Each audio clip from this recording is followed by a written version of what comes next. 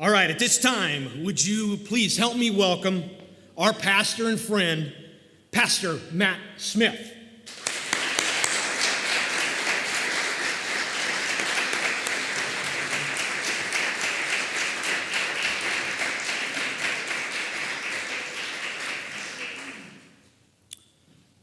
Greetings, friends, family, community, and those that would be watching by way of the internet.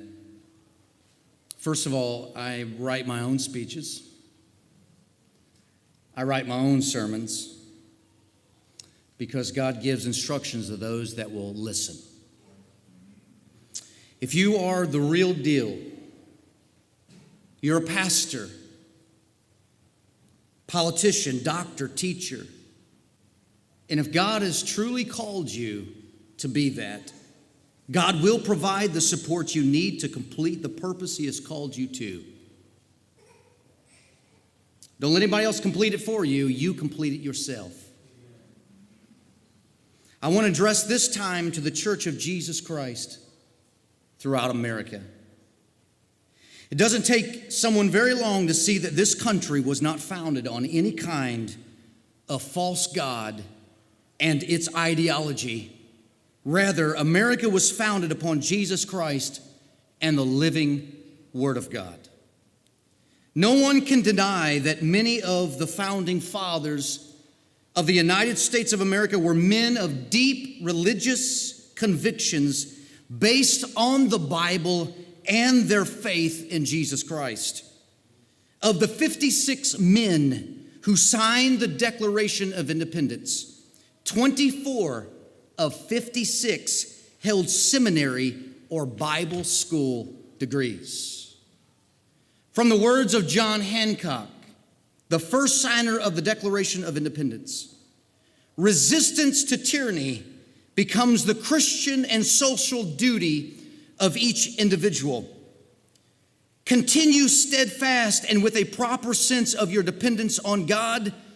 Nobly defend those rights which heaven gave, and no man ought to take from us.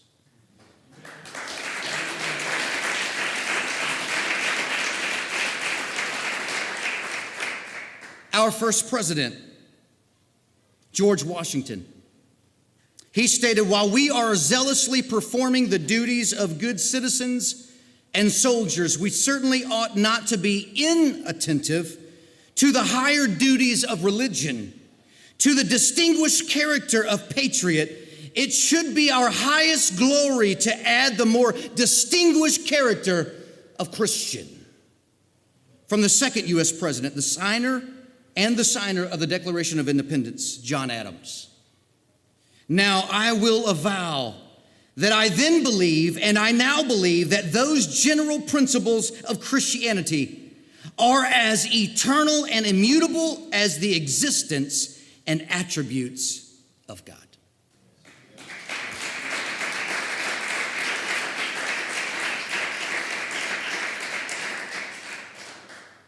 We, America, have made our fair share of mistakes. We as Christians have made our fair share of mistakes. There are things that we could say that we are not proud of. I wasn't living in this era, but slavery should have never been part of our early history in America. Never.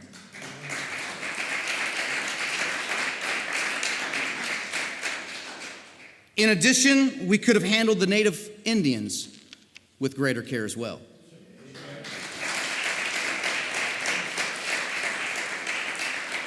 Women should have not had to fight for some of their freedoms, especially since we believed that marriage was one man and one woman becoming one, meaning whatever rights he had, she should have automatically had.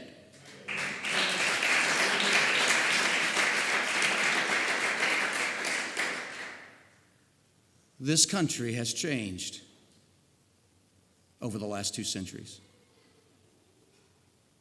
This is staggering, but I will read it. Under the 1972 amendments of the Bald and Golden Eagle Protection Act, a felony conviction can carry a maximum fine of $250,000 or 2 years of imprisonment for killing an eagle, 1972. 1 year later, 1973, the killing of babies called abortion was legalized.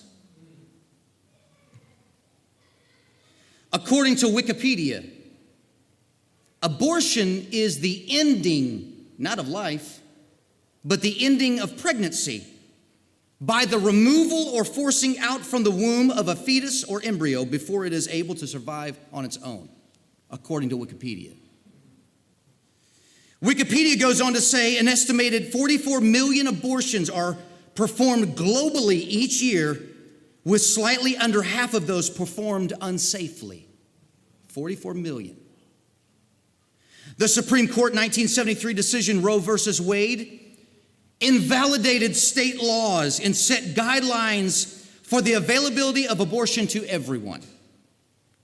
Since Roe versus Wade, we have stretched the rubber band to the point of sex-selective abortions, based on a quick sonogram known as an ultrasound. Since 1973, there have been over 50 million legal abortions in America. Because I believe that life begins at conception, and that we are not ending a pregnancy, we are terminating life. I wonder how many future missionaries, how many future pastors, presidents, teachers have been terminated because of the lack of laws protecting human life. I want to say something to those here, or maybe someone watching that has had an abortion. And just in case Planned Parenthood or anyone else failed to help you after the abortion was finalized, I want to give you some wisdom. Jesus still loves you.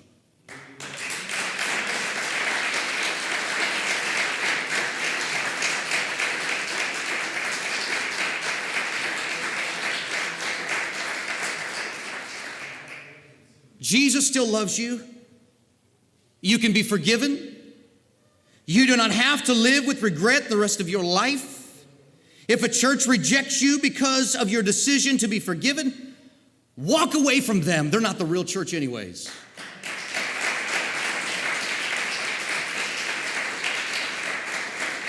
Go ahead and call out to God.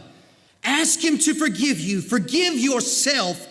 And watch God accelerate you to abundant life. Life of freedom, joy, purpose, and everlasting life in heaven is available to anyone regardless of their past.